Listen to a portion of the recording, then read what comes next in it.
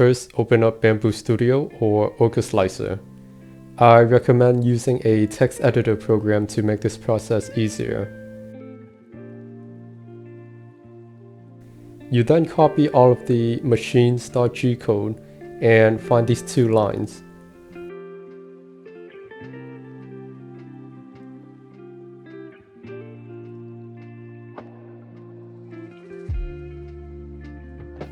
Reduce these numbers to how much filament you want to purge initially. Mine is 03. I also looked at the P1P codes and it seems to be the same. After that, you want to paste the edited codes back into the slicer.